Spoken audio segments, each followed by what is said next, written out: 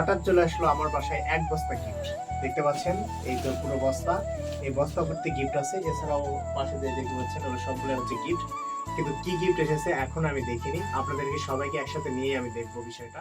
Hello viewers, আসসালামু আলাইকুম। আশা করতেছি আপনারা সকলে ভালো আছেন। আর আলহামদুলিল্লাহ আমিও খুব ভালো আছি। তো যাই হোক, আজকে নতুন একটা ভিডিও নিয়ে আসলাম আপনাদের মাঝে। আর সেই ভিডিওটা হচ্ছে আমি কিন্তু এক বস্তা যে গিফট আসছে আমার জন্য। তো এই বিষয়টাই হচ্ছে আপনার দেখাবো যে এক বস্তা গিফট কই থেকে আসলো। শুধু ওইটাই না, বস্তাতেই শেষ না, এছাড়া কিন্তু অনেক গিফট আসছে আমার বাসায়। হঠাৎ করে মনে করেন গিফট চলে আসছে।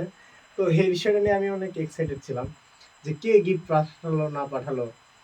তো আমি ভাবলাম যে যেহেতু গিফট এসেছে আপনাদের মধ্যে শেয়ার করি। তারপরে হচ্ছে কি থাকতে পারে আপনারা বলেন দেখি। মানে আমার মধ্যেও মনের মধ্যে একটু উড়ু উড়ু ভাব হচ্ছে যে কি আসতে পারে, কে পাঠাতে পারে। এখন পর্যন্ত শুধু এইটা একটা বিষয় আপনাদেরকে শেয়ার করি। এখানে যে একটা ঘড়িতে যেই লেখা আছে ন্যাশনাল গ্রুপ, এটা দেখার পরে আমি কিন্তু অনেকটা বুঝে গেছি যে কই থেকে এসেছে। এই বিষয়টা আপনাদেরকে শেয়ার করব ভিডিওর শেষে। তো আগে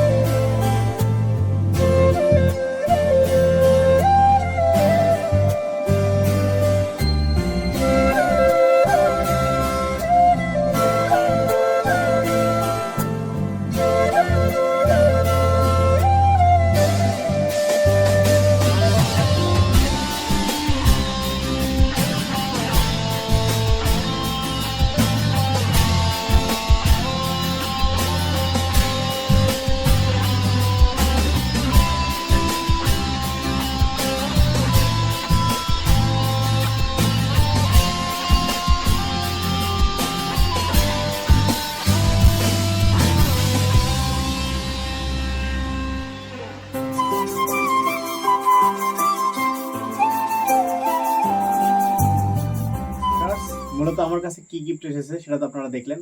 আমিও অনেকটা এক্সাইটেড ছিলাম যে আমার কাছে কি এসেছে না এসেছে এই বিষয়টা দেখার জন্য। তো যাই হোক, পুরোটা আপনারা দেখছেন, কিন্তু কেন এসেছে সেই বিষয়টা আজকে কিন্তু শেয়ার করতেছি না, কারণ এটা নিয়ে আরেকটা ভিডিও আসতেছে আপনাদের মাঝে। এই গিফটগুলো আমার বাসায় কেন পাঠানো হলো, একটা মানুষকে তো এত কিছু পাঠানো মানে কেউই পাঠাবে না। কারণটা হচ্ছে কে বা কে আর আমার যে কাছে এই সব পাঠাইছে সেই বিষয়টা আপনাদেরকে পরবর্তী দ্বিতীয় ভিডিওতে শেয়ার করব। তো ততক্ষণ সবাই ভালো থাকবেন, সুস্থ থাকবেন। আল্লাহ হাফেজ।